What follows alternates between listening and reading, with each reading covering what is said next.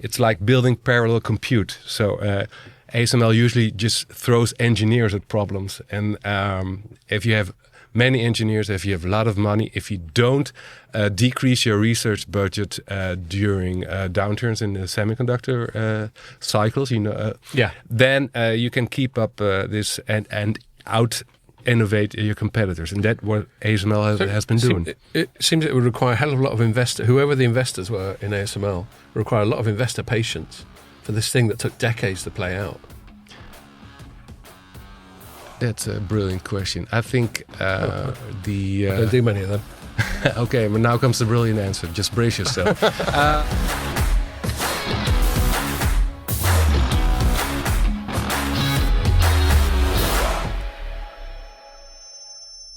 Hello and welcome to this special midweek Telecoms.com podcast that's been recorded really late because I got dicked about by the trains and it took me about fucking 3 hours to get in. And the reason we're doing this special one is because we got a special guest. Oh, I just nearly got your surname right, Mark, and I'm going to butcher it. Mark Heijink? Oh, brilliant. Heijink. Heijink, yeah, I was right the first time. Yeah. Mark Heijink, he's Dutch, which is why I was worried about screwing his surname up. Okay. Mark, welcome. Mark is here primarily because he's the author of a book about a company called ASML. And if you don't know who ASML, firstly you should, but if you don't know who ASML is, you're about to find out all about them. And they're a fascinating company, and it's great to have. Not to be confused with the chocolate drinks Sesamel, Chocomel, which is a hot chocolate. Also not to be confused with ASMR, which is very... Oh yeah, that sort of sensory stuff. No. This is about technology. Let's just spend the whole podcast talking about things that we shouldn't confuse it with. So we're gonna get into that, and I don't think we're gonna do news because we've got another pod coming up on Friday, and we'll cover a bit of news and that. And of course, it's Tuesday, so we've only had a day's worth of news. Oh yeah, and then. As if I wasn't stressed out enough by the trains, yesterday, Telecoms.com and light reading didn't work for most of the day because of this big AWS crash on the east coast of the US. And somehow our site seemed to be worse affected than the whole rest of the world. Yeah, they did. They were the two worst affected sites on the planet. Oh, you think it was on purpose? No, I'm starting to get paranoid, Mark. Scott, it's because it's so rich in content. It's so rich. It takes longer to restore our sites because they're so awesome. Yeah. Is that what you're saying? That's the reason. And did you get a lot of complaints? Which one or two people noticed, which is always nice. Okay. I mean, if no one had noticed, that would have been a bit upsetting, wouldn't it? Yes. But then one of them had a vested interest because they were wondering if we'd written about them. Right. But there we are. People started protesting on the street. Yeah. So yeah, I'm not my normal chilled out self, but maybe that's about to change because Mark, as we said, is from the Netherlands, and he knows the format of the pod. So he's only gone and brought some Dutch beers over. There's so many. I don't know. Are you going to try to pronounce it? Oh God, yeah, this could be because let's give it a go. They're from a hometown, from a vicinity of Utrecht, right in the middle of the Netherlands. So we've got off to a bad start here, Mark. This is a non-alcoholic IPA. Yeah, I'll take that one. Called Van der Streek. Yeah, Van der Streek. That's non-alcoholic, so yeah, that one's going to the bottom of the list. This one looks cool. Ooh, Terweide. Yeah, Terweide. Terweide Beer Club. Yeah. This is... I can't even begin to pronounce that. What's that? Yeah, vloeiend goud. Liquid gold. You can see everyone. Yeah. It reminds me a bit of Danish. It's just as hard to pronounce. Oh, we'll ask John this Strand. One's good. That's 5%. Do you know John? Yeah. Yeah, exactly. Listen to those two talk. We'd just be completely lost, wouldn't we? We've got Brewer Wheat. Brouwerij Ei, which is an Amsterdam beer. An Amsterdam beer, 6.5%. You can have that one, Ian. Yeah, you can manage. I'm not going to. You've got such a big bag. I'm not going to go through all of these. This one looks good, Maximus, and it's easy to pronounce. This is my favourite one so far because it's easy to pronounce. And it's called Maximus. 6%, and it's got lots of hops in it.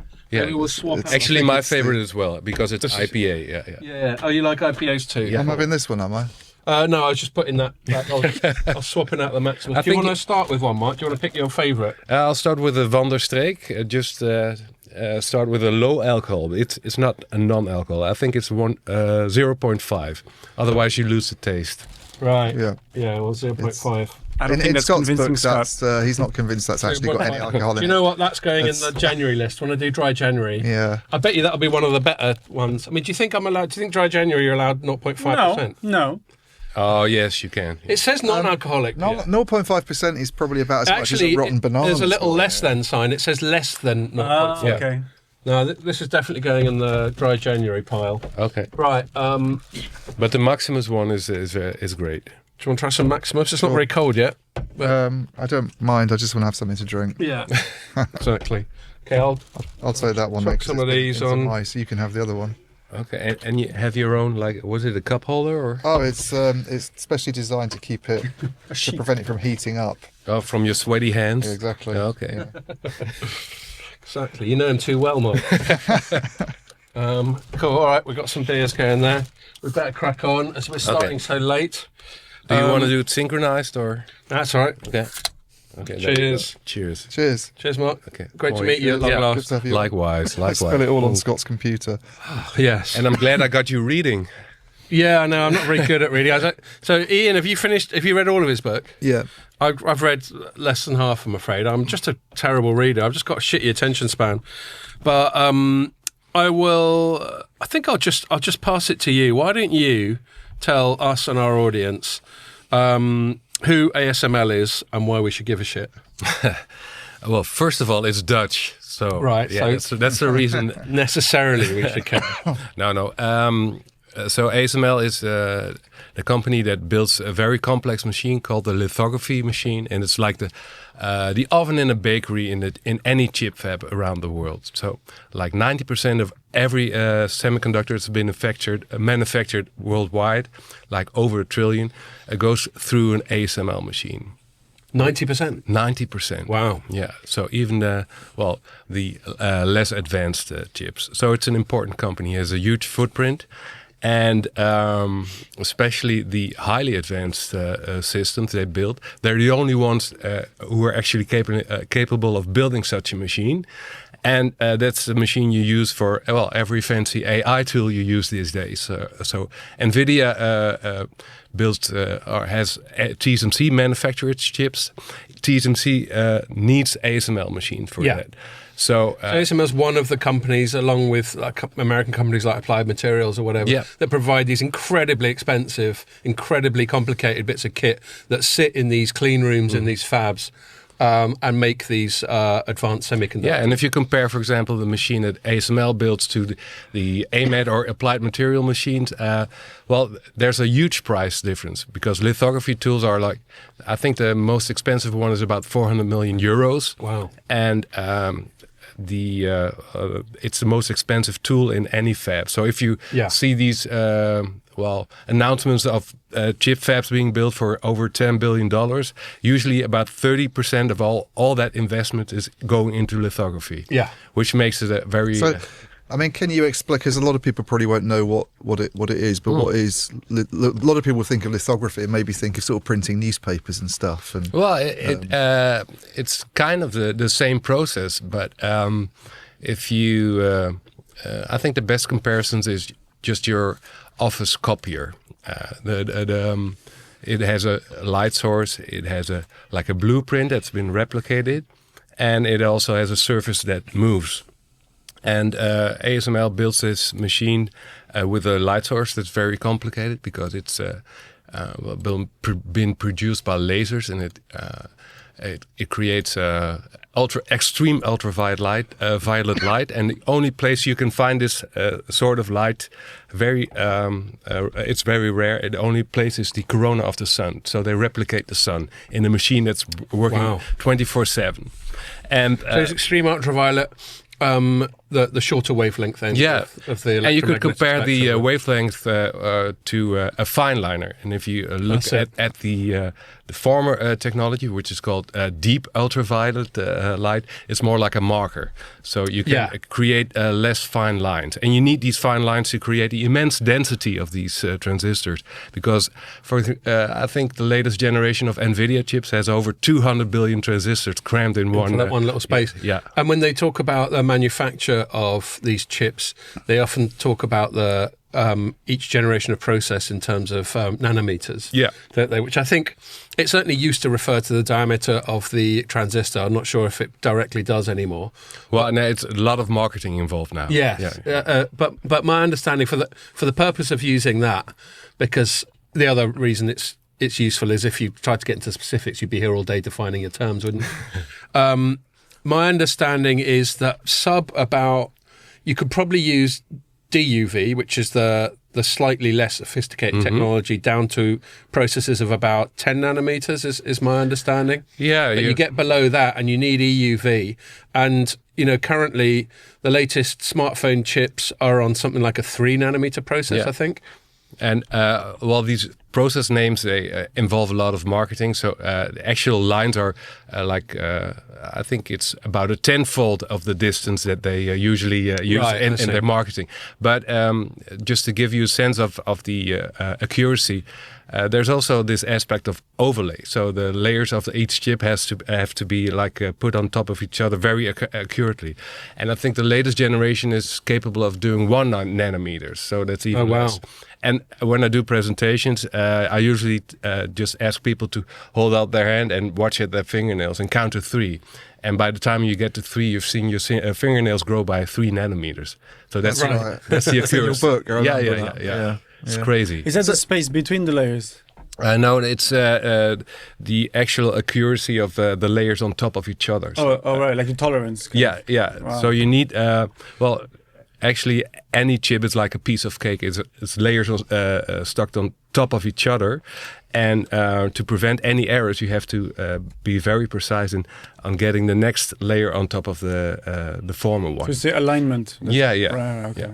So how did you start taking an interest in ASML? And I mean, a lot of people. I always think they're kind of one of those companies that no one's ever heard of. But if they weren't around, then you'd we'd be in trouble. No, exactly. yeah, because you have these semiconductors that are in our equipment we daily use, and I think one of the main things that I thought was interesting about ASML is that it was quite an obscure company. So it started out 40 years ago as a spin-off of Philips.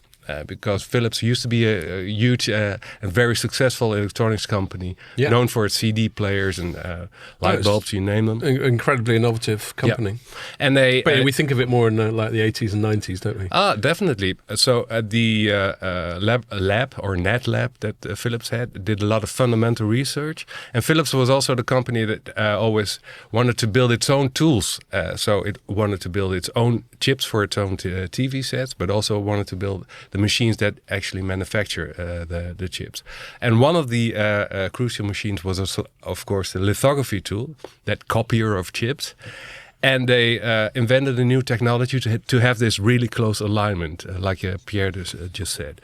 And they were pretty good at it, but there was no market yet because Philips was one of the competing chip manufacturers, and nobody wanted to buy a machine of their competitor. So Philips had to spin it off to get it to this economically viable company. Right. And with a lot of help from the Dutch government, for example, also Brussels. So thanks for that. They're sometimes useful. Yeah, sometimes they're useful. And ASML got a rough start. And they went bankrupt almost for a couple of times. But they were capable of creating more market share because they were pretty lean compared to the competitors. So who would have been the big competitors then that they were sort of trying to go up against? So, if we go back to the early days of the semiconductor, when Silicon Valley was still really Silicon Valley, it was mainly US companies like SVG or GCA. And then the Japanese took over. So Nikon and Canon were very successful as the lithography tool makers. Yeah. They're strong, the Japanese, in that. And then ASML entered the market, but Nikon and Canon were like conglomerates as well, just like Philips. And they used to use their own ingredients, so their own lenses and their own technology. And ASML started out with nothing, just like 40 engineers who were were quite reluctant because they were kicked out of Philips, Right. which had great pensions and yeah. So they were worried about their the personal futures, and they got this new impulse. A couple of new employees who were really enthusiastic and about this crazy complicated technology, even in the early days of ASML. But because there were no suppliers, they had to outsource pretty much everything, and they built up this close relationship with a company from Germany called Zeiss. Yeah. You might know them from your prescription glasses. Yeah. Well, this is a Zeiss lens. Okay. Be careful. The thing I didn't know actually. Tell him to be careful with it. He's always chucking his lenses around. No, the Zeiss is good quality. But the size of the lens of a camera is like comparable to a lithography tool, right? But it's a little bit. It's about focusing light. Yeah. And but it's a bit more expensive, of course. The thing that interested me about your book is how, I didn't realise before that Zeiss was effectively an exclusive supplier to. Yeah. So it's almost like they have. So it's mutual exclusive. One called Cyma, wasn't there? That was in the US. Cyma that was doing the. It was doing part of the laser technology. Yeah, Cyma. It was acquired by ASML because Cyma itself couldn't get the light source. Up and running in an economically viable way. So they had this research lab, and it was crazy technology. So they built this machine that can, it projects a thin droplet of 30 microns and 50,000 times a second that little droplet is being hit by a laser. This is to create the actual ultraviolet. Yeah. Then the explosion creates a plasma, and that plasma is kind of creating the EUV light that you need to write these fine lines. Yeah. And that's crazy. It's magic, and they it's actually a dual shot, a double shot, because first the droplet's been hit and it's been flattened by a slightly less forceful hit, and then comes the really knockout, and they hit it with I think you could compare the power or the energy with a jet engine taking off. Wow! So 50,000 times a second. And now they're building a new technology that's going to add another step. So they're going to flatten the droplet and then pulverize it, and then it creates even more light, so it's more efficient. Is this the high NA? Yeah, that's the no. Actually, the light source is separately developed. Right. It could end up in a low NA machine as well. Yeah. So, I mean, presumably you've seen some of this stuff. You've got as close to it as people can get to it. Because, getting back to your question, why I was interested in ASML, I'm a financial reporter for the Dutch newspaper NRC. Yep. And, ASML was one of these companies that was important for the Dutch economy, but it wasn't really well known. So even nowadays, ASML, I think things have improved by now. But not a lot of Dutch people realize that there was this company in their backyard because we don't have any chip manufacturing. It's all in Asia right now. Yep. So the impact of ASML on the rest of the world was not really well known. And being a financial reporter, I just dug into the company and I spoke to a lot of engineers. And then I'm meeting them and diving into their technology. That's usually the way to get to engineers' heart and to make them spill their guts. Yeah. I found out that they have crazy stories to tell because they're a very strategically thinking company. It's not only about technology, but they also have a way of viewing the world, and it's all of its dependencies in supply chain. And they're handling it and building a company that's like the most valuable company, a technology company in the EU right now. Yeah, it is. I just checked that out. I just Googled largest companies in the EU by market cap, and ASML's number one. LVMH, which stands for Louis Vuitton. Oh, that's the nice bags. Hennessy.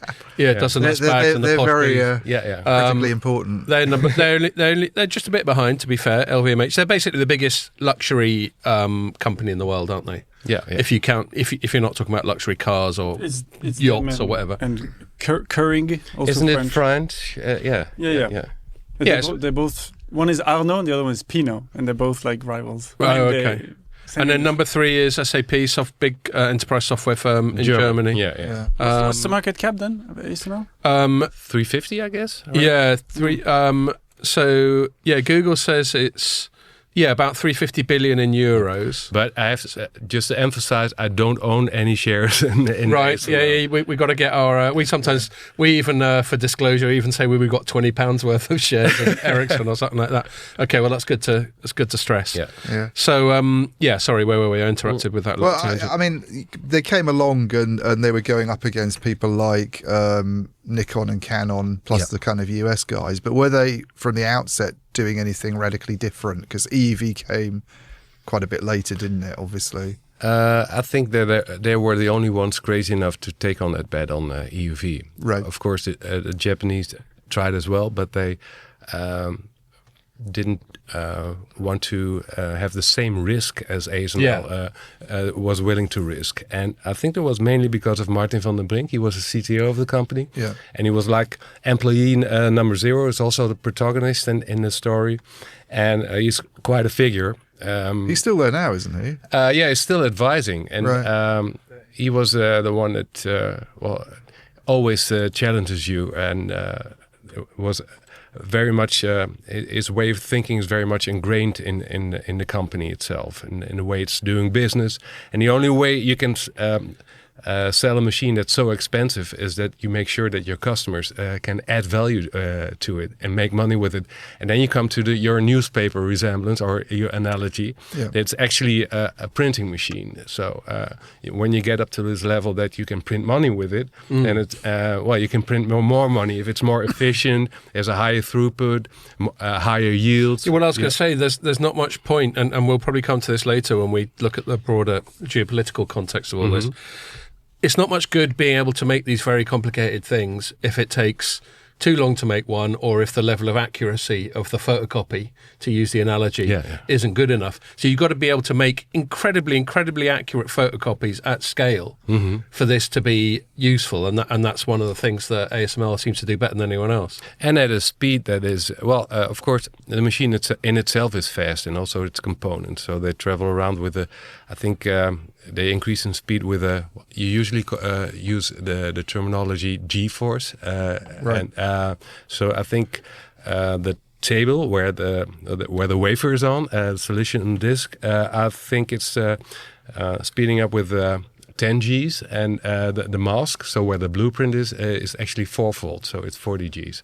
So it's it's all happening at ridiculous speed. Because they have to sort of shut things down, which I wasn't surprised when there's like tremors and earthquake activity in certain markets. But the thing that I found funny was like the other things that can cause disturbances, like I think cows' farts. You were saying part of the bird. Farts and burps, farts and burps can cause. That's enough to fuck a chip up. It's enough to mess up a lithography machine. Pick up your phone and you're like, this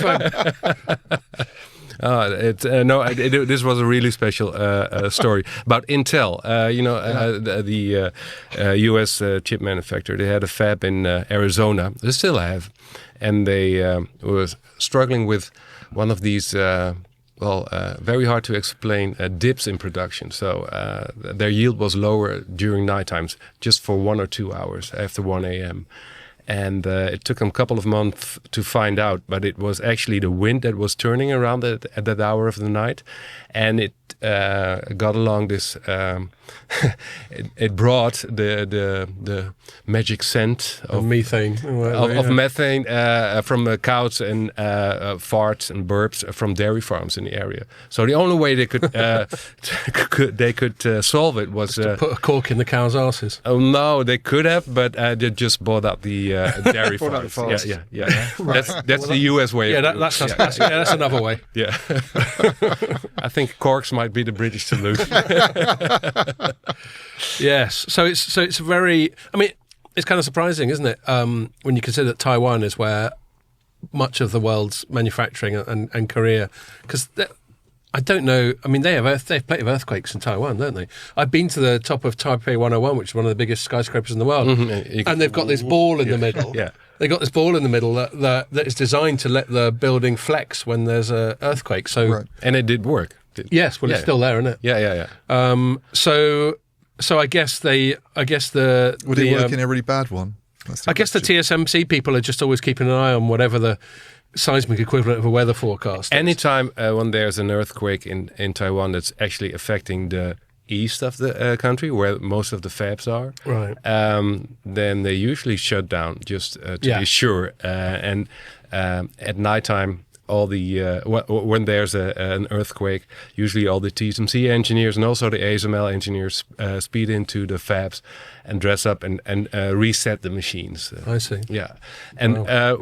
Just to follow up on what you were saying, that everything is now concentrated in just a small area of the planet where all of our chips are coming from. Mainly TSMC, but also Samsung and Japan and also China. It's just very condensed. And I think that's a natural way of doing business in the semiconductor. Is all about concentration because it's more effective. Where did it start off though? When they first came along and they were building the supply chain and they were getting people like Zeiss involved and going up against these guys that were much bigger. Who were their customers at the time? I mean, they're presumably serving Philips, but who else were they kind of catering to mainly at that point? So ASML back in the 80s, they started with their outlook on the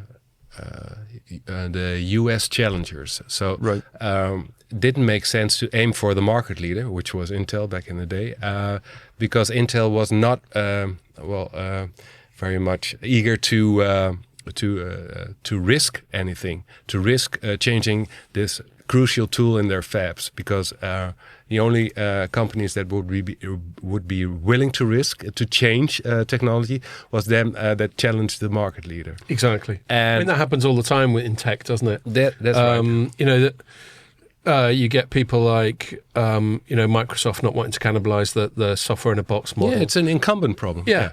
And you, I mean, I think the most classic one was Kodak, which I think had a lot of the patents and the technology for digital photography. It had such a cash cow in the film photography that it dragged its feet and then ended up getting too late. And who the fuck talks about Kodak Intel now? is such a weird case, very interesting. But let me follow up on the question.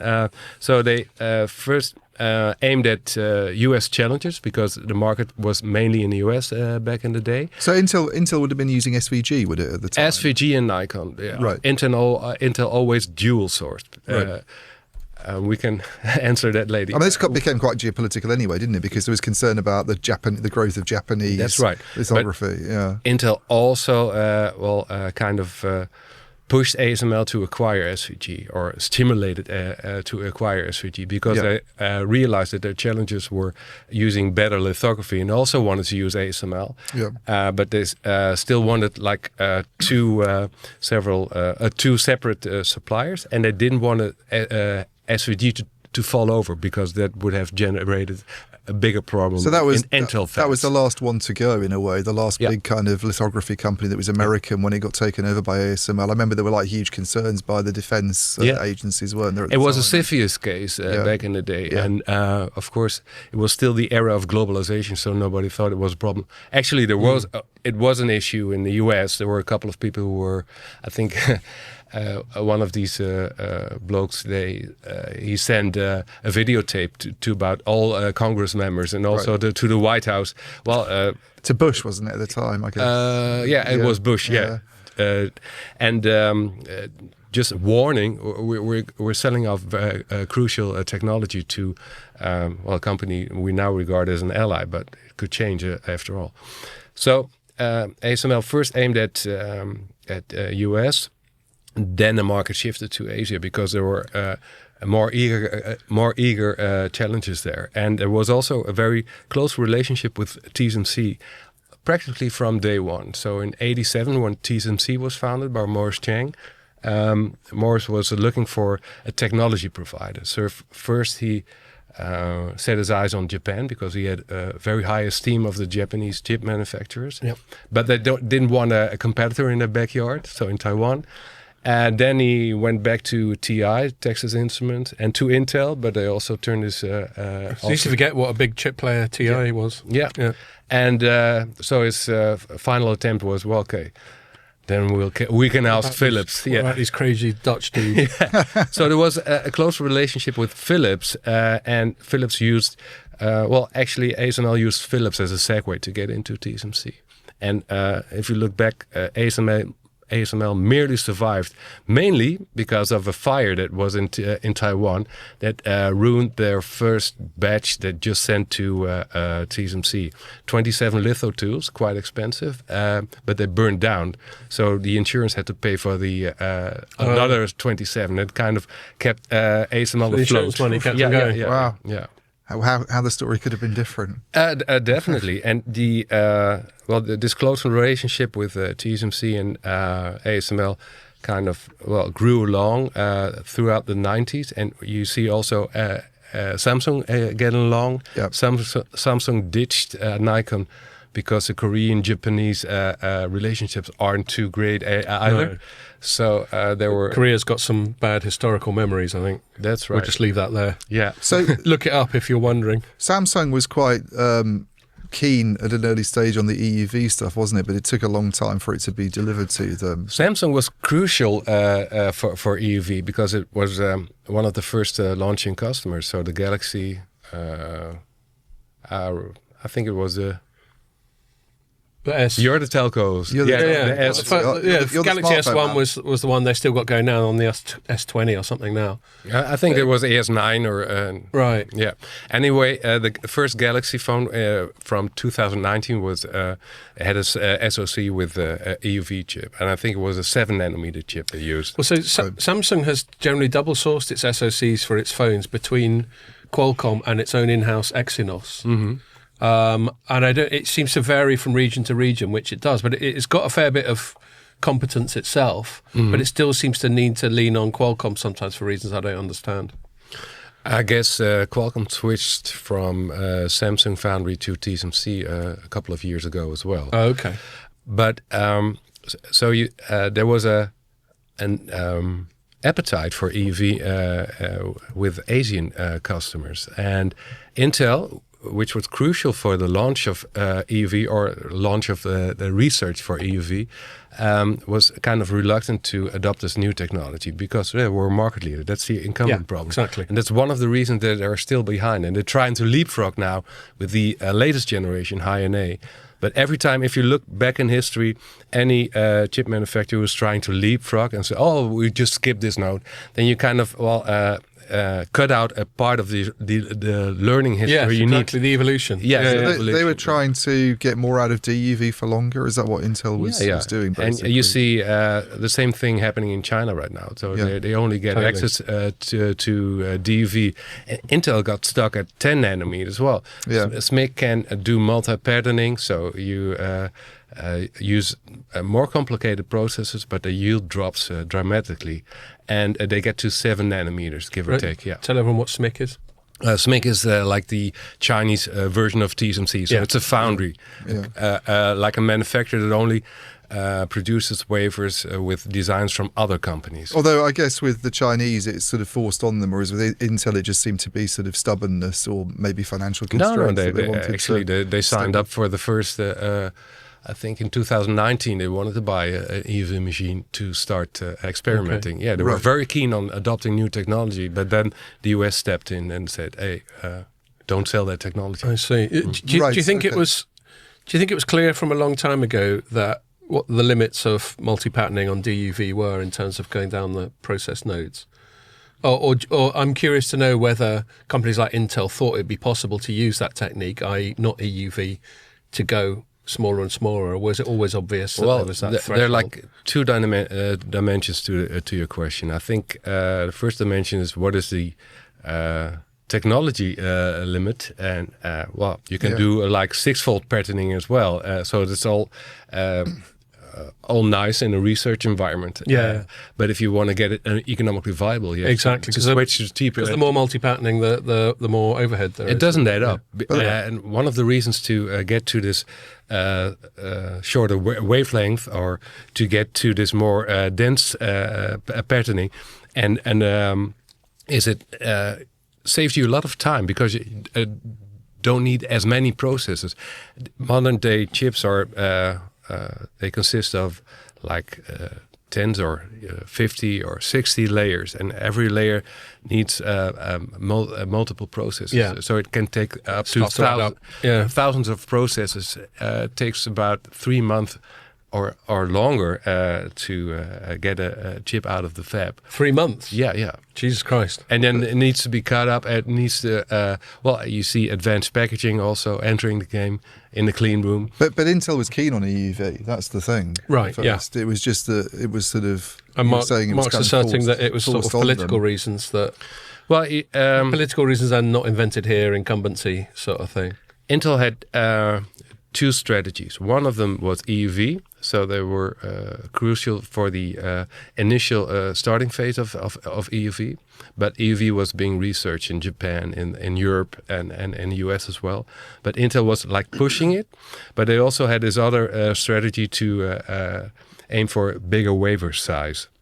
So now you see an average wafer size like 12-inch or 300 millimeters, and they wanted to up it to 450, and which is a kind of a radical change in any chip fab, because every tool has to change. Yeah, because all the tools are looking for 3 it's like centimeters away. When you have this vinyl record that is not a single, not an album. Oh, we have a bigger album with more songs on it. Yeah. So that was Intel's strategy, but nobody really believed that strategy. I guess they thought maybe if it'd been Intel 20 years earlier, they might have been able to push that through when they were a more dominant force. Yeah. Exactly. But they didn't have the might at the time to do it. And that is one of the my favorite scenes in the book. Martin van der Brink, the CTO, was mentioning. He describes the meeting where Intel's chief or CTO, together with its competitors from, what was it, Samsung and TSMC,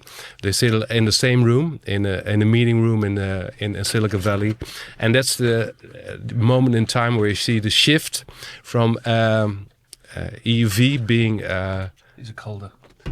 Being pushed by the Asian companies, and Intel kind of losing control over the new technology. Right. And which says a lot, doesn't it? Thematically, and that was back in 2013, and they're still struggling with the fact that they have they kind of lost their position in EUV adoption in the newest generation, and now they're trying to to speed it up, which is kind of complicated because they need help from the U.S. government.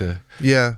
No, I think the 10 nanometer delays that you mentioned are quite interesting for our sector, because they had a sort of quite direct impact on Nokia as well at the time in terms of its 5G like strategy. There are a lot of parallels. When you look at the development of compute in telco or in SoCs, I think there's a parallel we just described around 2019 and 2020 when EUV entered the game and 5G entered the game as well. Yeah. And if you look back at 4G, I think it was around 2009 when it was introduced.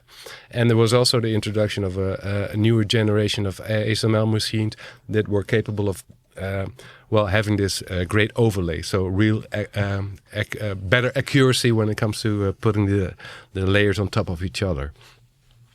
But the role of Intel, of course, has changed, and this position Intel was in started off in 2013. But they were also the first ones who ordered the later generation of high-NA EUV machines, which are capable of creating even finer lines.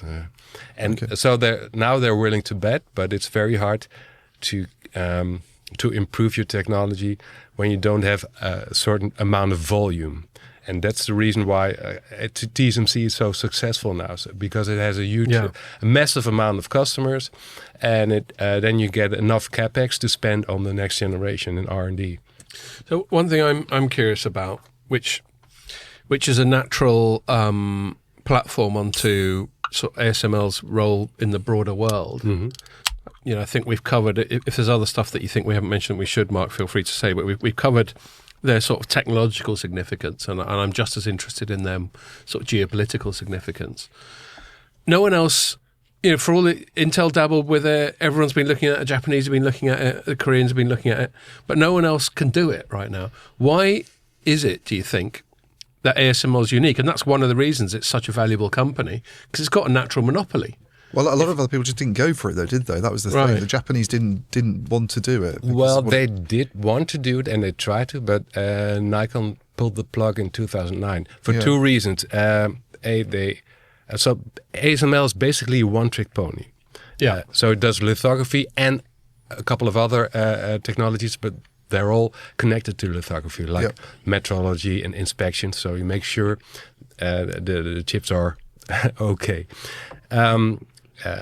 Nikon and Canon, they have other products as well. Digital cameras, copiers, you name them. And so they had to divide their attention and also their research money. So there was less money.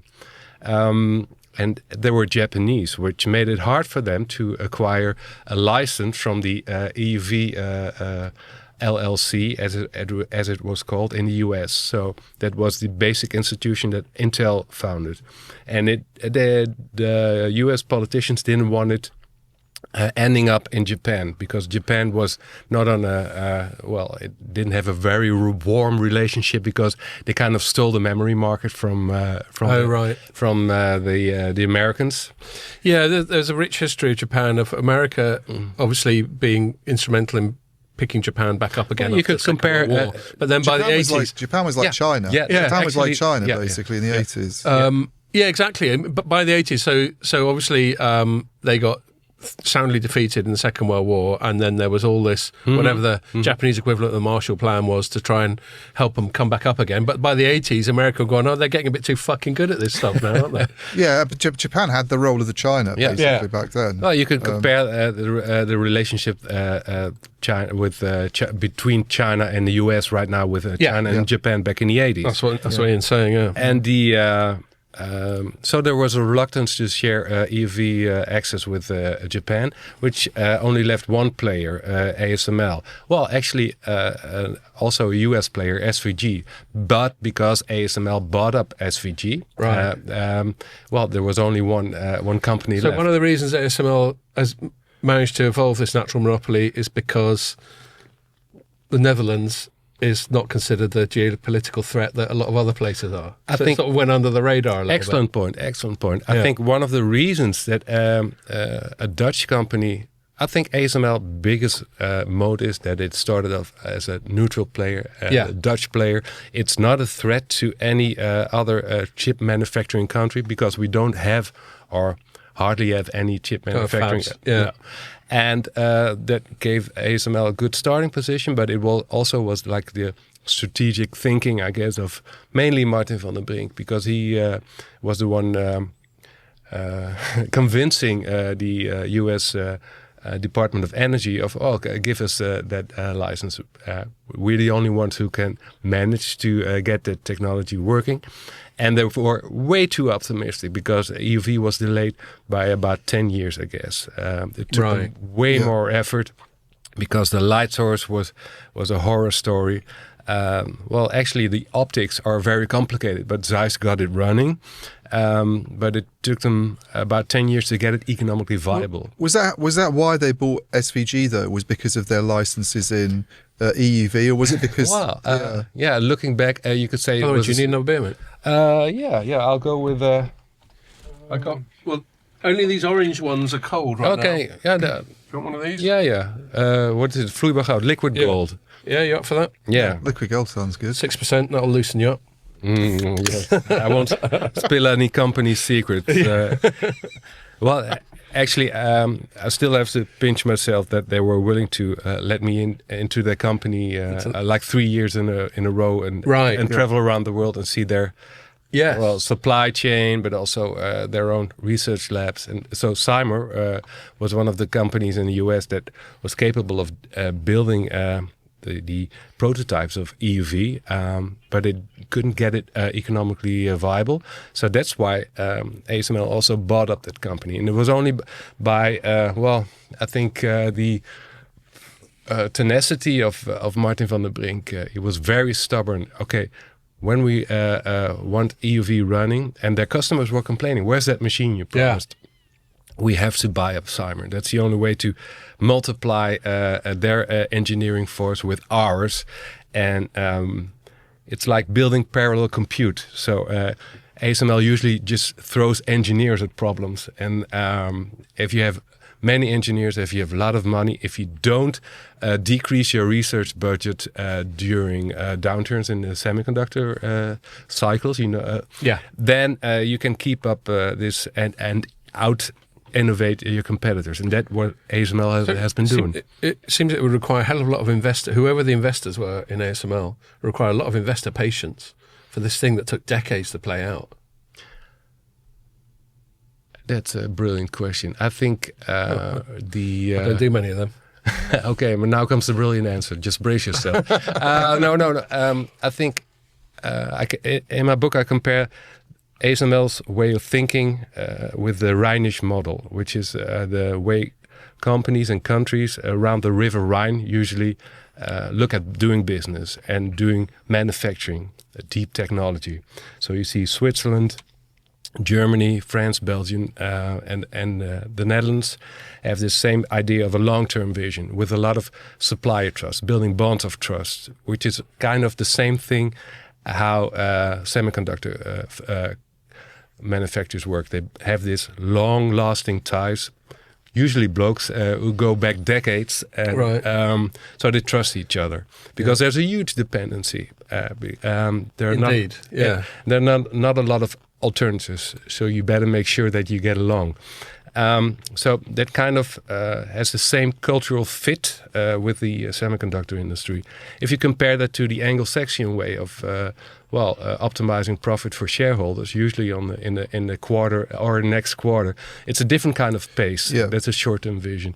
So ASML always kept this long-term vision. They built their roadmap together with research institutes like IMEC in Belgium, and they usually look out for about 10 to 15 years.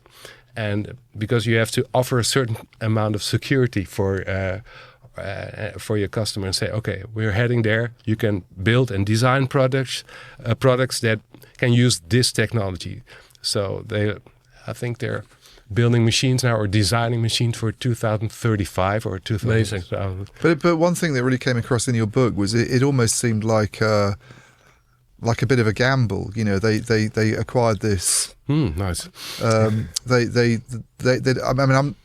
I'm curious with the SVG thing, because SVG had a position obviously before it was doing EUV, but they did have EUV, and then obviously it was taken forwards a lot more beyond that by ASML. But it was such a long process where various things could have gone wrong. I remember sort of reading like the challenges, just scientific challenges. They were saying we can't get past this. We can't get what we need. Well, if you look in an engineer's mind, I think one of the things that struck me, and getting back to your first question, so what kind of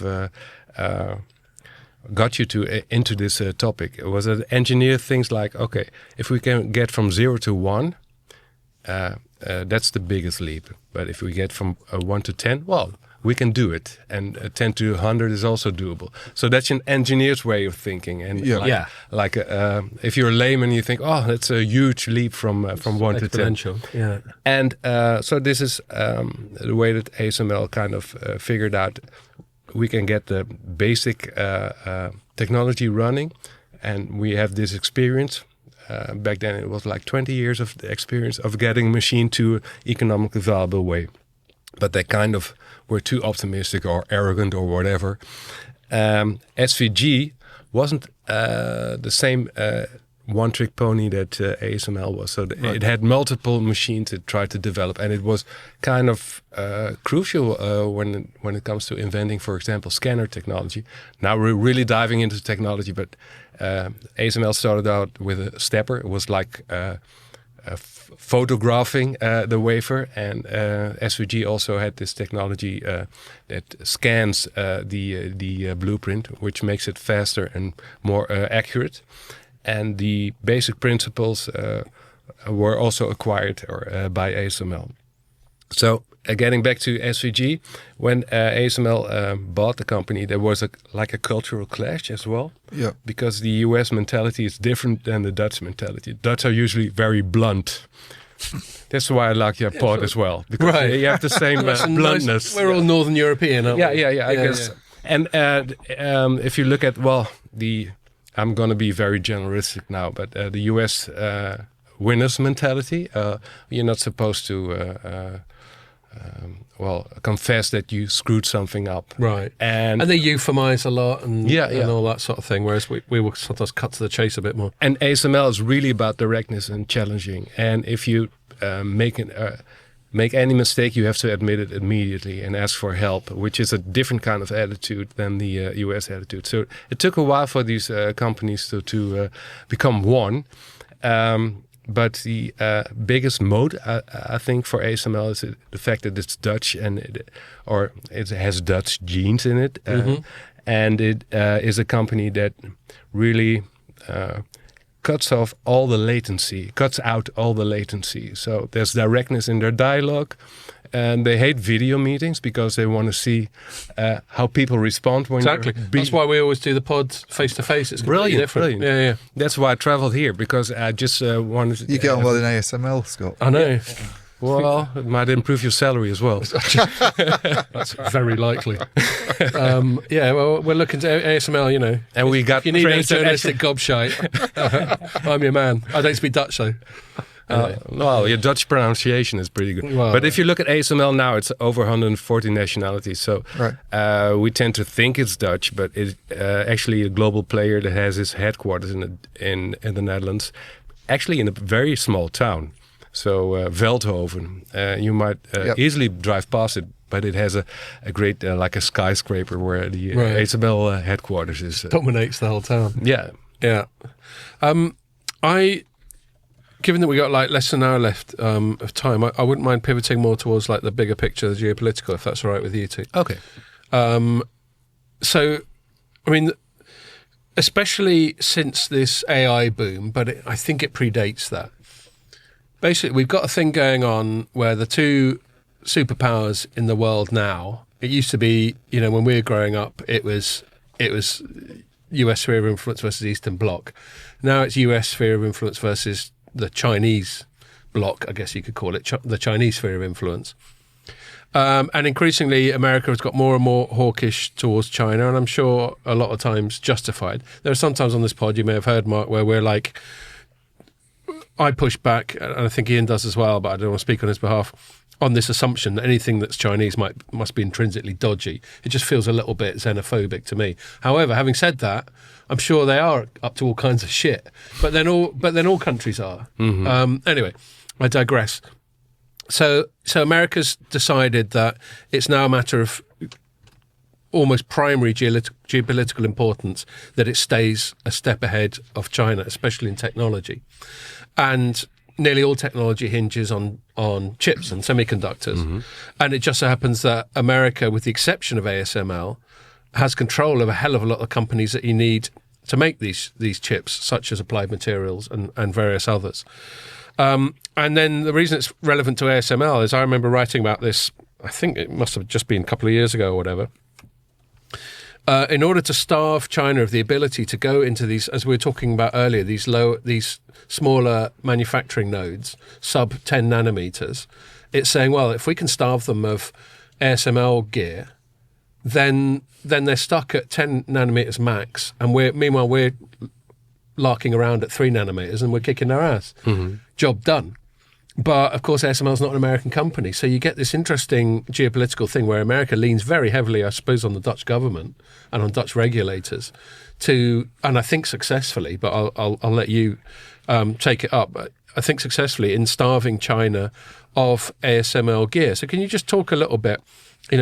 Have I framed it properly? And just your thoughts on where ASML is now in the middle of this great game that's going on geopolitically. Wow. That's quite a question. Is it brilliant? I thought two in one podcast. The former one was more brilliant. Okay, fine. All right, we'll just go for great. Let's see it. Let's cut up your questions in a couple of parts. Sorry, it was a bit rambling. No. So the result of cutting off EUV in China. First was that there was more other equipment needed because we were talking about multi-patterning. So if you do less advanced litho, you need other tools that For example, more applied KLA, materials. applied materials. Yeah. Right. So it wasn't such a bad thing for the U.S. companies to start with. Yeah. And ASML pushed back on that kind of which was a bad thing for their company. But then the U.S. also restricted their own companies, and they started to do negotiations with Japan and the Netherlands at the same time. These trilets I describe in the book, and they were like trying to create a level playing field for any of the semiconductor Sorry, can I equipment just ask, Mark? manufacturers. Because you said that it was initially good for the American companies like KLA and Lam Research and Applied Materials, but was that because the EUV stuff immediately came under this thing called the Wassenaar Agreement?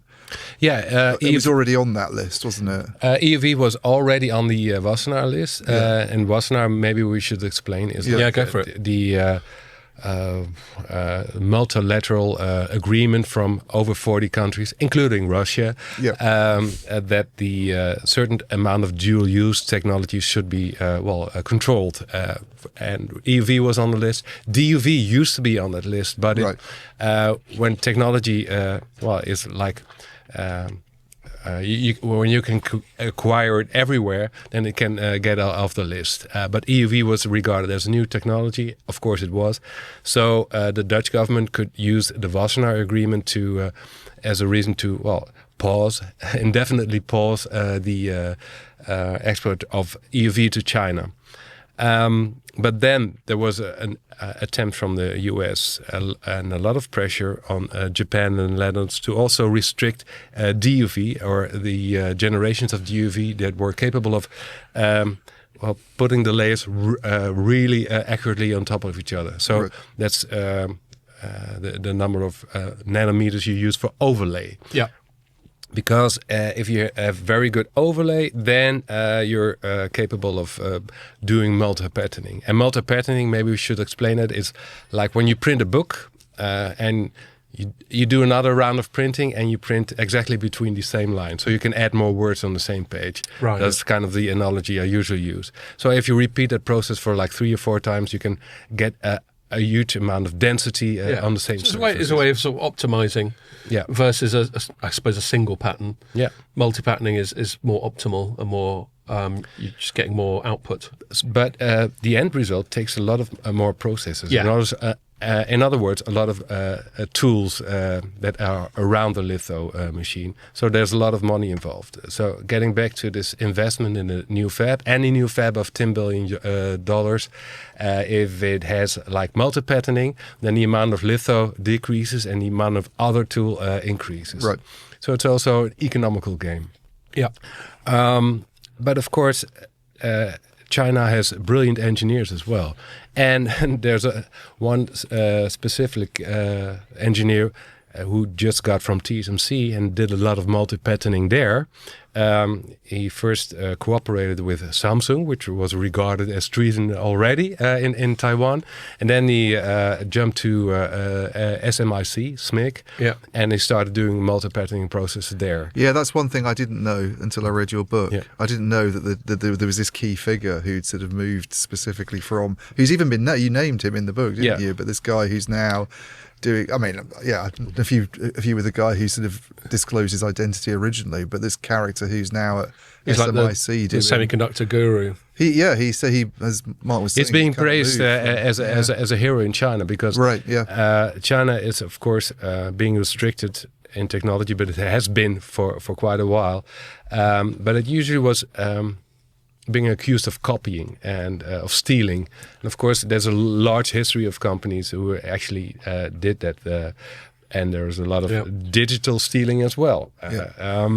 But there's also engineering. Back in the day, there was, when China was ramping up, getting up to speed, there was a fair bit of that. How much of it happens now is another matter. But I don't think anyone really contests that, do they? That back in the day, there was a fair bit of intellectual property theft. Yeah, I mean, I guess they're trying to lure. They shrug their shoulders and say, okay, that's how we did it. Now we're like brilliant engineers and we'll find a way around it because that's actually what they're doing. The more restrictions there are, and the U.S. companies see the effect of the Chinese ingenuity that these other tools in the fab are being replicated or being replaced by alternatives from China. Yeah. So a couple of fabs are running on Chinese technology only, except for the lithography machine, because it's so complex.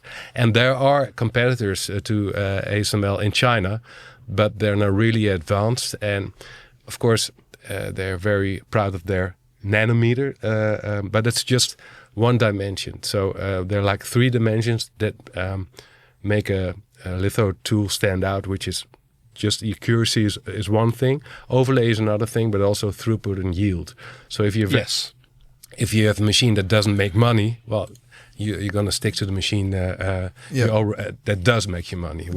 Did the guy who's left, who's sort of leading these double patterning or whatever it is, multiple patterning efforts at SMIC, and I think you wrote about this in your book, the Huawei phone, the Mate Pro 60 or whatever it's called, that was sort of that was really contentious, deconstructed and shown to include a sort of 7 nanometer SMIC chip when some US figures thought that wasn't possible. But then there's been a lot of skepticism about them being able to do it economically. And these US figures who thought it wasn't possible, I think they were quite naive, because it's just Intel did the same thing. They also did mother patterning, but they didn't make any money out of it, did they? They kind of were losing money doing it, and I think people are wondering how they're doing it without running into losses. I think they do run into losses, but there are different economic laws in China. Yeah. And of course, there's a lot of pride as well. And you could, I asked Huawei the same question. Was it coincidental that during this visit of the, Gina Raimundo, she was the American Secretary of Commerce, she was visiting China. I think it was like another peace offering, but it was for a trade negotiation, and they slammed her in the face with, "Oh, look what our semiconductor fabs can make." Yeah. I covered a lot of that stuff whenever that came out, especially the teardown. I'm not even going to name the company that did the teardown because I'm not Tech Insights. All right, you named them. Well, they're but I was going to lead out up there in the public. They're out there in the public. I was going to lead up to some scuttlebutt that I'd heard, sort of through back channels, that basically. Them coming out, that was the only reason I was hedging my position, but it's fine. That as a result of them doing those teardowns, they got in some trouble with I heard the same story, with partners in China. Because China, one of the things China does, one of the ways in which I guess you could say that in a way opposite to Americans, they want to be low profile. They want to be under the radar the whole time. They don't want a lot of fuss. They don't want attention. They want to do things discreetly. Yeah. Whereas Americans typically, and this is obviously a massive generalization, like to shout things from the rooftops. And so they get very pissed off when something they're trying to do on a low profile suddenly makes it all over, even websites like Telecoms.com. And I know the reason why, because whenever they are very public about one of their achievements, then usually it is being followed up by export controls. Exactly. Yeah, they get shat on every time they achieve something. So you can understand why they're going to be a bit shy about it. Yeah. So where were we on that? Well, I was going to ask the Chinese people who were trying to do, because in your book you sounded quite, and you're not unique in this, but you sounded quite sceptical of China's ability to replicate what ASML's done. I know there's a company called SMEE, is one of the ones trying to do this. There's another one, Carrier, which is like a daughter company of Huawei, and Huawei has now sort of a director's role in developing a new semiconductor technology. They've become a sort of broad tech champion in China, haven't they, Huawei? I mean, we always think of them as just a telecoms vendor, but they're across the board. They're automotive technology as well, and they're kind of forced into this role because they wanted to be like an international player throughout the globe, but they are being forced to put their focus on back on China again, and they're I think their interests kind of align with the Chinese government without them actually wanting it, because they I think they would prefer to build out a global brand. Well, that's always the delicate thing, isn't it, when we talk about Huawei and the American assertion that they're totally in the pocket of the CCP. You know, I'm sure Huawei primarily thinks of itself as a business, not as some extension of Chinese political ambition.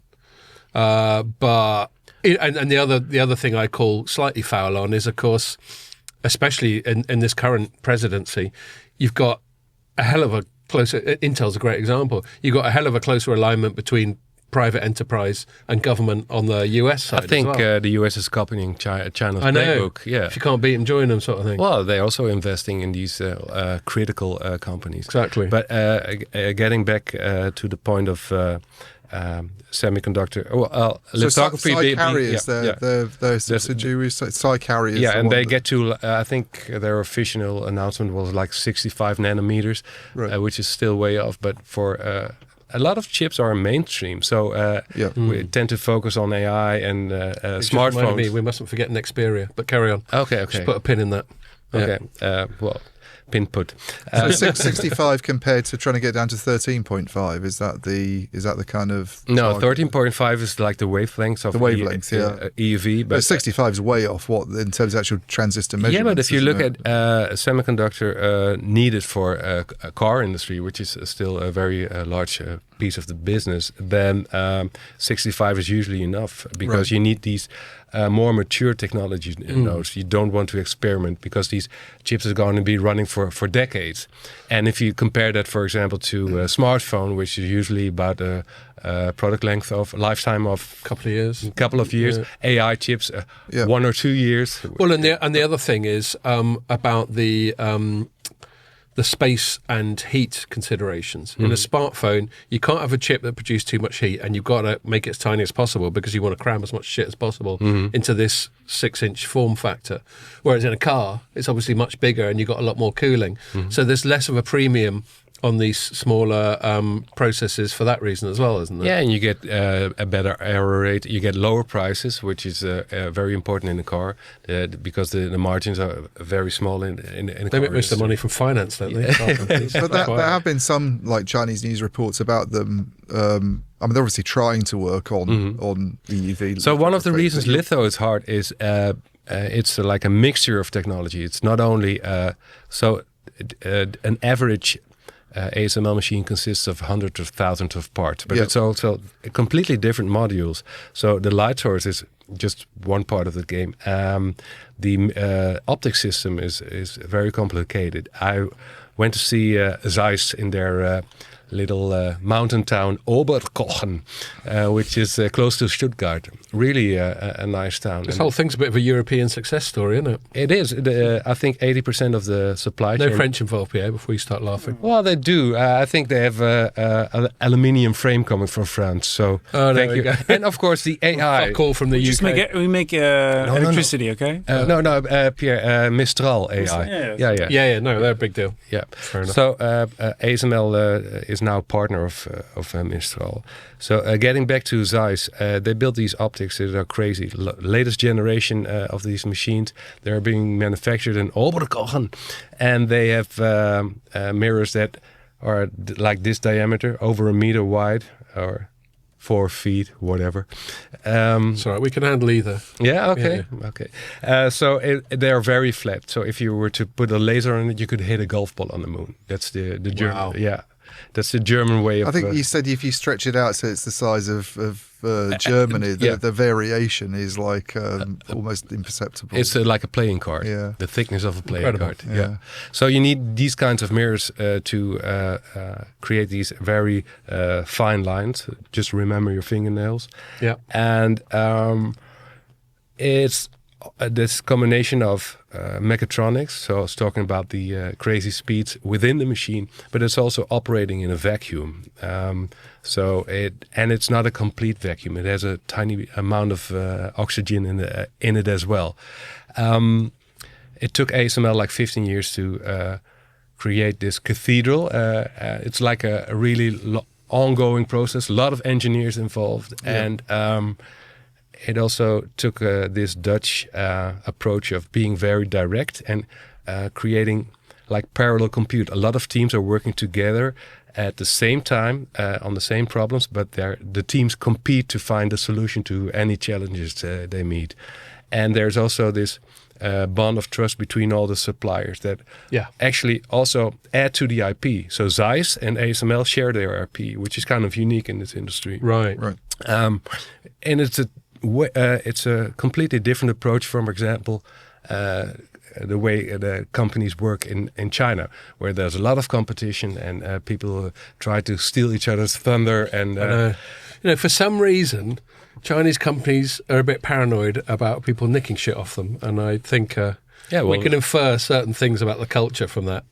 There is obviously, I don't know the best way to characterize it. It seems to be endemic, and again, I'm no expert. I've only ever even been to China once in my life, but it seems to be endemic that IP theft, maybe it's not viewed as such a taboo thing. It's just like fair game. Of course you would. If you can steal a sharing, yeah. Well, if you forced sharing. well, if you look, there's a bit of arrogance at ASML because they're from the start they were very open and transparent when it comes to sharing their research and technology, because they needed a lot of talent and brilliant minds from the outside world, also research centers and their suppliers. So they had to share a lot of their knowledge. Otherwise, they would never come as far. So they mainly considered themselves the designers, so the architects of these systems. Right. And what happened was that the early systems were bought by SMEE, as you refer to, Ian, and they tried to take them apart and copy it. But they couldn't even get them back together again and get them working again. It was too hard to replicate. Right. So these were the early generations. Of course, the Chinese have become better. They're better engineers. There are a lot of people focusing all their energy on litho now. So, and if you look back at the laws of nature, the same in Beijing as in the Netherlands. Of course, they can manage. But so that was Ian's question. I don't know if we fully addressed it. Whether you think they can catch up, I think they can make an EUV machine of their own, for example. Well, if you look at the headlights or the social media posts, there's a lot of research about EUV being mentioned. There is, but these are basically research things, and you need other technology in the fab. You need machines that can run, make it viable. Yeah. That are not vulnerable to cow farts, for example. Exactly. Is there anybody else though? Because it's, it does have a monopoly. I mean, it is strictly a monopoly, which is great for the Netherlands in a way. But one of the juicy stories is tin droplets is a very complex technology, but it works, and ASML got it running and it also has a perspective and a roadmap that it can increase efficiency for the next 10 or 15 years. But there's another technology, and it's I think it's called FEL, F-E-L, and they use an electric or synchrotron to create EUV light. You can actually create light with any wavelength, but it doesn't fit in a fab. So it actually a fab on itself. And ASML had this as a backup plan back in 2014, 2015, when EUV was not working according to plan. They had this other technology they were researching, but they thought it was too complicated, and they pulled the plug as soon as EUV was doing well enough for Samsung and TSMC for high volume production. But there are other companies in China and the US that are still trying to develop this magical FEL system. What about the E-beam? Well, E-beam is interesting. So E-beam is not writing with photons, so which you use when you write with light, but the technology in itself, the basic technology, is slower. You can compare it to, copying a paper or just writing it manually. Right. So that's a slower process, but you can speed it up by using multiple beams.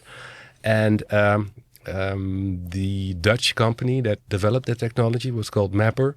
It was acquired, or when it went bankrupt, which says a lot, it got acquired by ASML. And the Chinese were trying to buy it, weren't they? The Chinese and the Russians and the US was very much pushing the Dutch government, hey, you're kind of dropping the ball on this crucial technology you don't even realize you have. And this was back in 2018. And it was one of the occasions where the Dutch government proved to be very naive when it comes to their own knowledge of crucial semiconductor technology. Right. And basically that's because the Dutch don't have any strategic value out of, because they don't have any manufacturing. So it took the brilliant politicians in The Hague. You might remember Mark Rutte. Yeah, he's now chief or some kind of organization. He's a pretty prominent European politician, isn't he? Yeah, NATO chief now. Oh, that's it. Yeah, Secretary General. Right, yeah. That's why his name rings a bell. Sorry, you were alluding to it. I was just thinking, I've heard of that fucker. He became sort of increasingly, because he started out being sort of almost wanting to stay out of geopolitics, didn't it? Yeah. And it was almost like he was sort of turned partway through. I think ASML also made him a more prominent figure. Yeah. And suddenly the Netherlands was considered important by their biggest ally. And usually to get really political, before Brexit, the UK used to be the closest ally to the US. And after you decided to fuck off, then... I voted to fuck off. Yeah. Then suddenly the Dutch became very important. And ASML definitely helped in that. So you think Brexit, I mean, it's a complete tangent, you think Brexit harmed our diplomatic standing with the US? Oh, I'm not the one to judge. Okay, sorry. Okay. I was reading between the lines of what you said. He's had to talk about ASML, not your views on Brexit. Well, I know, but we're towards the end of the pod, and now it gets more tangential. So I was wondering what you, as an individual, as a proud Dutchman, but also the company, what you think, if you can speak on behalf of the country, as their nominated representative on this podcast, how you feel about being in the middle of all this bullshit between the US and China. Do you approve of when the US diplomatically and politically leans on the Netherlands and they go, yeah, all right, and they go along with it? How do you feel about being stuck in the middle there? Do you feel aligned towards one or the other? Would you rather that you weren't involved at all? Or? You know, one of the advantages of being a reporter is that you report and you don't judge. Yes, no, totally. And I'm asking you anyway. Okay. Well, I see their point. And so do I. Let me zoom out. I think in the end, this is all a matter about this new technology that's about to conquer the world and flood the world. AI, which was basically. I think if you look, most of the money in AI is meant for a consumer or businesses. But if you think about where it really impacts our lives is when you use AI in defense. Yes. Just look at Gaza or Ukraine, the way of,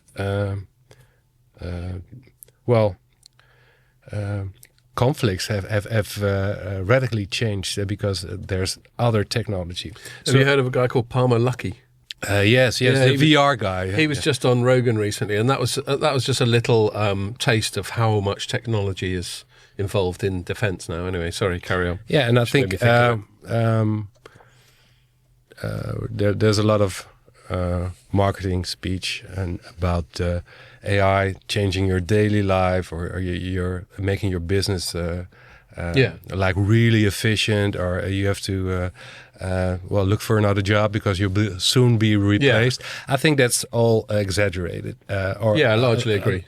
And it's exaggerated in the short term. Yeah, it is. Long term, it is. Fuck knows. But no, we might be conquered by Skynet, of course. Yeah.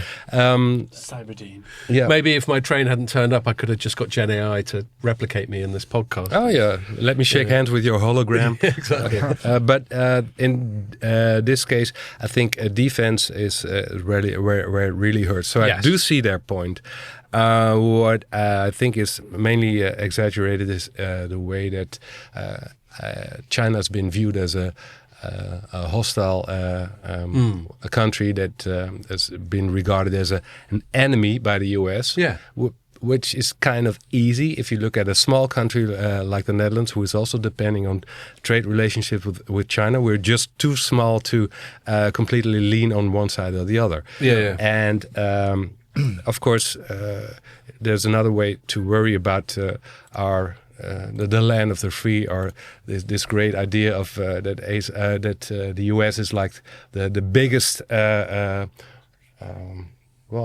The thing you long for, it's like the American dream. Well, the American dream is rapidly changed, so I think that also kind of kicks in the realization in the Dutch government, saying, okay, we have to stick out for this European way of thinking. Totally, and I'm sure the EU has something to say about that as well. Sorry, go on. I was just going to say, like, rather than your feelings about it, because you write about ASML having to kind of deal with this situation. I mean, they obviously didn't start out wanting to be involved in geopolitics. Now, let's get back to the neutral start, the way that ASML sees the world. It's just, it's not a country, it's not a set of politicians, so they're not supposed to have any opinion on things. Yeah, because they've been quite keen to carry on serving China, haven't they, in terms of... Yeah, because they want to be a neutral player, and they want to be like the Switzerland of semiconductors, which is getting harder. Exactly. But they also are bound to follow the rules. And I think the Chinese amount of revenue in ASML's total picture has been a bit exaggerated over the last couple of years. Yeah. It has exploded because a lot of Chinese companies have started buying up as many machines because they saw the export controls coming. Yes. So I think they're now like have created some overcapacity, and they will probably turn they're buying the new machines down. And what you also see happening is that the rest of the industry is like increasing again. So the chip industry is getting to this upturn, and you see new kind of division of ASML's revenue.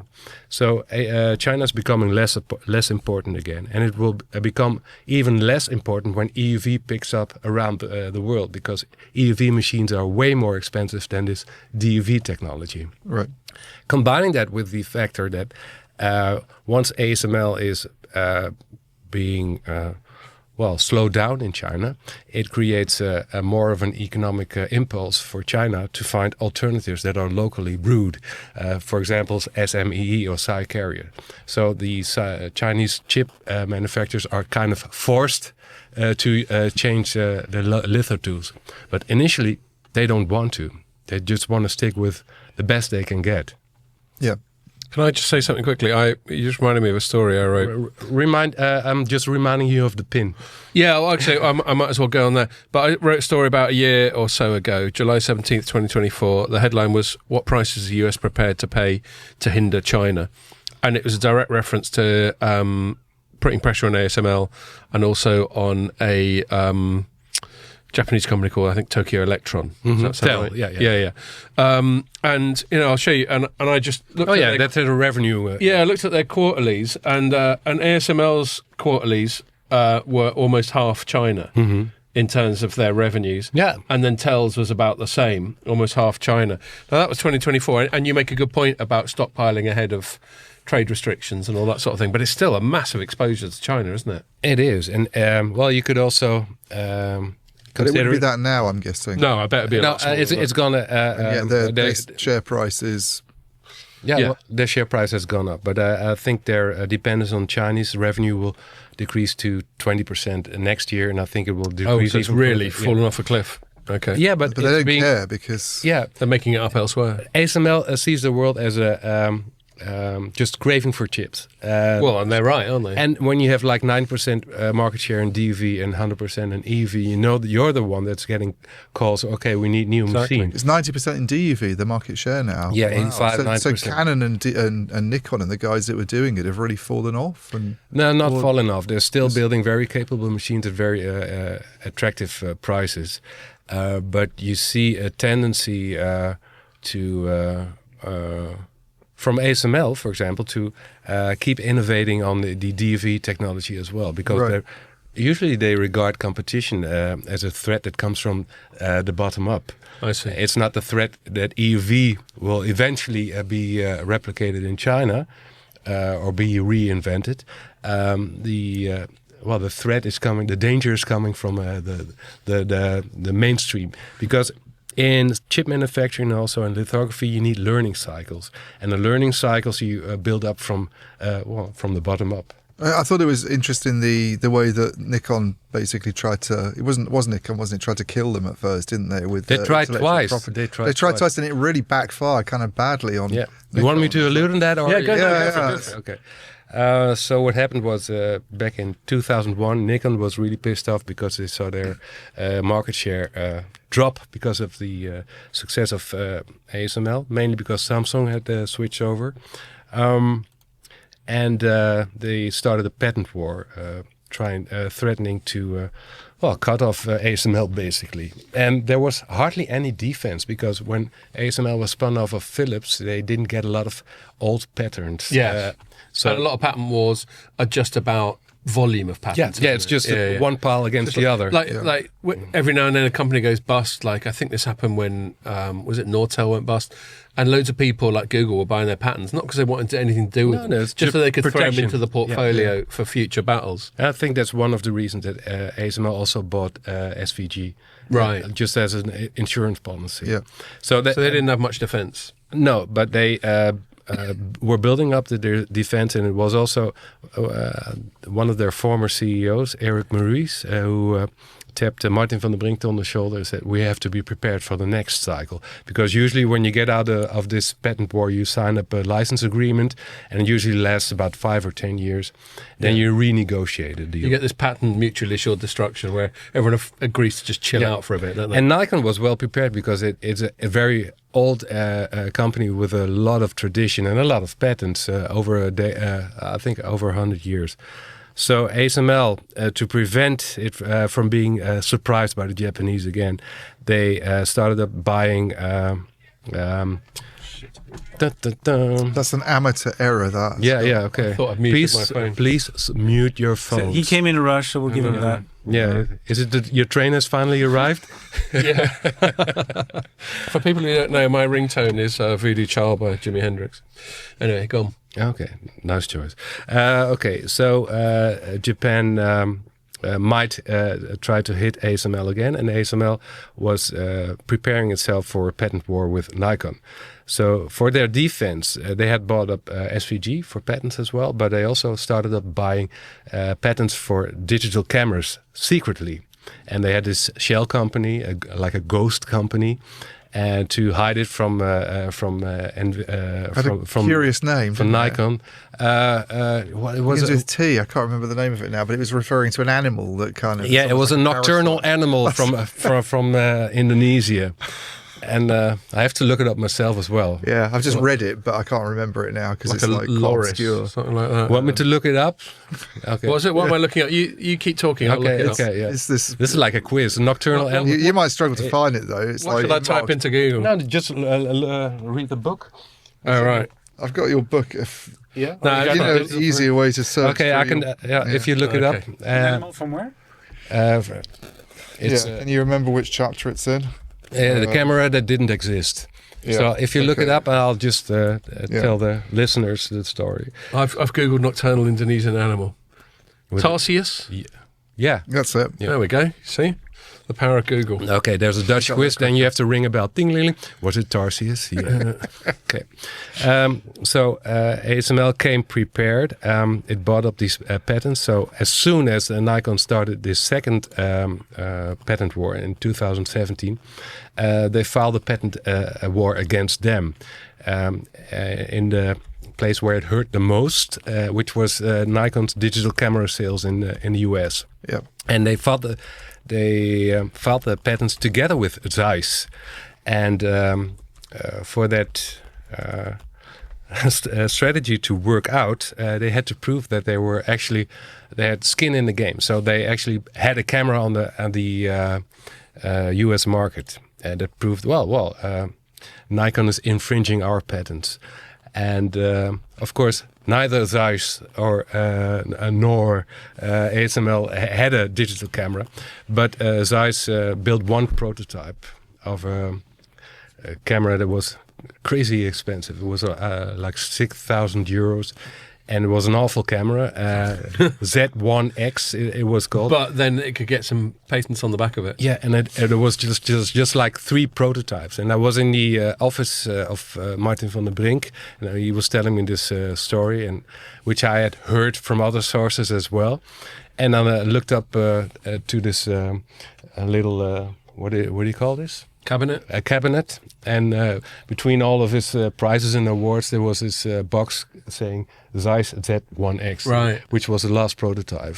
And I have They never made it to commercial or anything like that. No. It was just for this patent war, and it saved them hundreds of billions of millions of euros. Yeah. But it's amazing how strategic all this stuff can be. Yeah, so they're not only engineers; they're also like strategists. Yeah. They have to be. Yeah. He particularly is quite a phenomenal figure, isn't he? Because he's, as you say, he's been there from the beginning, and he's still then as an advisor. ASML, he's almost like the sort of CEO throughout the whole story, in a way. Martin is a weird combination of a brilliant engineer, but he's also like a preacher. He's also preaching modesty, because if you are successful for such a long time, you might think that get cocky. Yeah, and I really love that attitude, because it's also a Dutch way of thinking. Humility. Yeah, definitely. Yeah. And there's no hierarchy in the company, so Martin is also very challenging. So whenever you step into a room, he's nagging you. He's just trying to get a response. That's why he hates video meetings as well, because he wants to see your physical. Yeah. And actually, I heard this story just recently. Christophe Fouquet, the new CEO, told me that Martin actually had a different kind of table in his office, so he could see everybody right in the face. Not everybody was sitting across each other, so he could read people in the room. Wow! And that's just his way of getting a response. I think that's my feeling. It's a complete tangent, but I think that's the way leadership really works. It does percolate down from individuals. And you got one guy at the top, and you got someone like at our company. We've got Stephen Carter, who's quite prominent, but I never meet him. But he'll have his circle of people he meets, and then his influence will percolate down from them through the various hierarchies. Okay, but what Martin was good at was creating a kind of chaotic creativity amongst his engineers. So if you build a complex machine like the lithography machine, it's not a good idea to have like this one person who knows all as a bottleneck. You need parallel compute of a lot of people, of tens of thousands of engineers. Even if that means a bit of redundancy, it's worth it for that sort of high There's flight. a lot of throwing with money and a lot of throwing with engineers. And that's what it took ASML to get to this level they are now. And it's mainly because Martin van der Brink created this culture of chaos. People embraced chaos. Of course, we're dealing with deadlines every day, being journalists. But the deadlines at ASML they're crazy. Yeah. But the logistics sound like a nightmare, because you've got all this, like you were saying, there's so many thousands of parts, and you're dealing with all these tiny companies. And I know sometimes they were so unhappy with what the suppliers were delivering, they went and bought them. But is someone there who's like a sort of logistics nut as well, who's responsible? Is that him? Well, there's a whole team. You could say that there's a whole company trying to. Because that seems like a genius thing in itself. Is just stitching all of this together and holding it together. As that's why Tim Cook became head of Apple after Steve Jobs left. Because that's his no, but this is more. It's not the same, because this is like the relationship with Zeiss is very. It's not like anything that Apple has. And well, if you look at Tim Cook was CEO, and he was very good at doing the sourcing in China. This is not so. The question about logistics is not about sourcing, but about the way that getting the spare parts in the right at the right place at the right time. So logistics actually still is a mess. As I describe in the book, in 21, just during the chip shortage, they had a heart attack. So the logistics center was brand new, was completely robotized and automized. It didn't work, and there was no plan B. And so people had to rush in, do things manually because the software wasn't working, the fuses were blowing, and they just underestimated their own power to do complicated things. But in the end, logistics is not being conceived as a very interesting problem to most of the engineers. They like to take a deep dive into nanometers and whatever.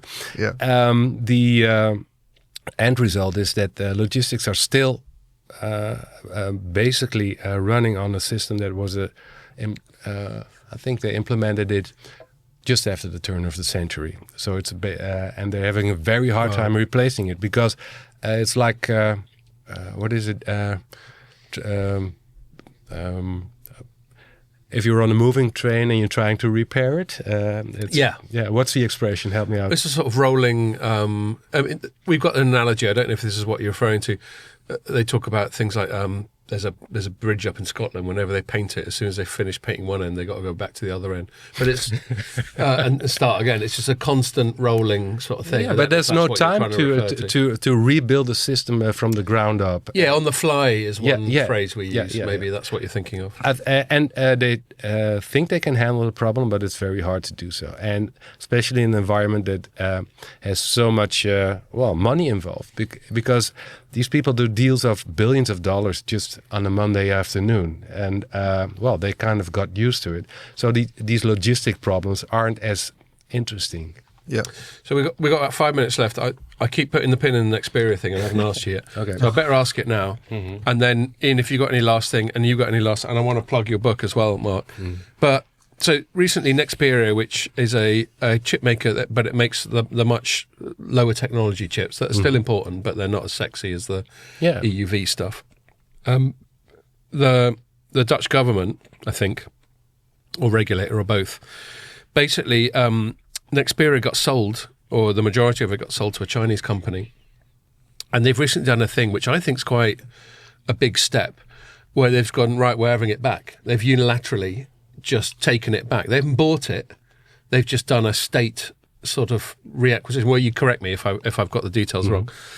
What again, correct me. And what do you think about that? And do you think that's raising the stakes? Do you think that's causing extra geopolitical, like trade and diplomatic problems for the Netherlands versus China? Just tell me very briefly, because we've only got 5 minutes, what you think about that Nexperia thing. Okay. Well, Nexperia has been in the news because the Dutch government decided to intervene. Yeah. And the reason they intervened is that their Chinese owner was trying to, get control over the company and also get crucial knowledge, or crucially deemed knowledge, out of Europe. And, let's first start out. Actually, Philips was like the grandmother of Nexperia as well. Philips Semiconductor division was NXP, was spun off, and then NXP spun off their standard products called Nexperia. And standard products are like the nuts and bolts of semiconductors. So not really expensive, actually very cheap, but you need it in every device.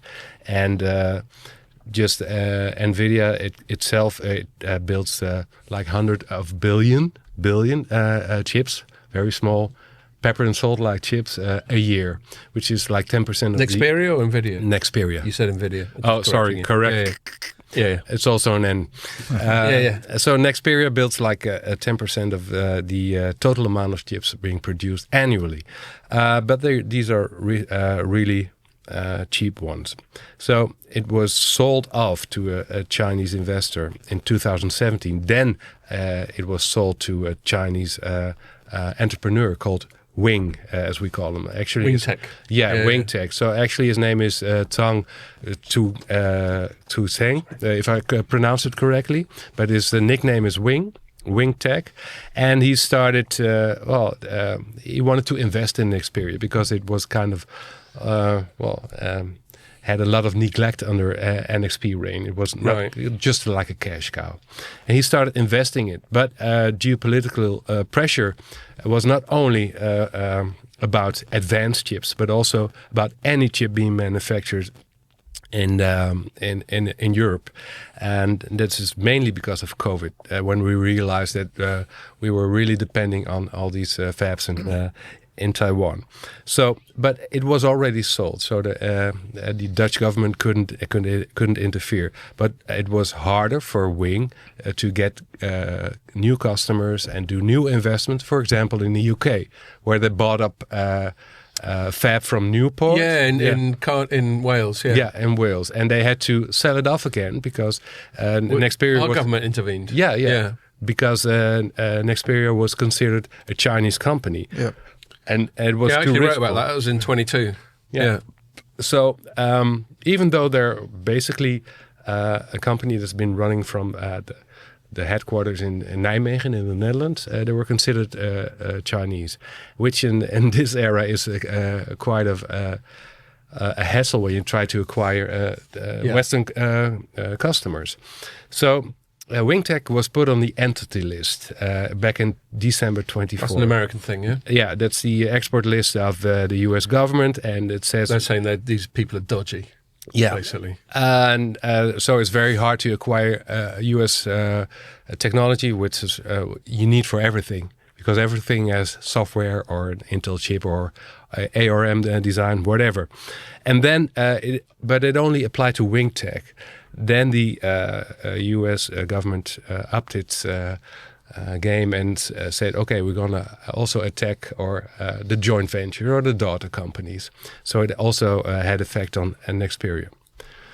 To prevent that from happening, there were talks between Nexperia and the Dutch government. Okay, we have to make Nexperia less Chinese. So our Chinese leadership won't be the CEO of the company again. We will replace some of our board members with European members.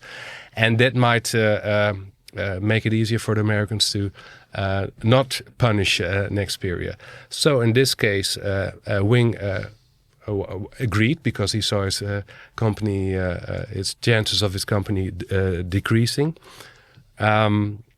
But then he changed his mind and he started replacing board members at NXP, and also started using Nexperia to create like this imaginary customer for his own fab, and trying to get it gets a bit shifty. Yeah, and then it gets to this more of a fraudulent way of doing business, which he used Nexperia to do a lot of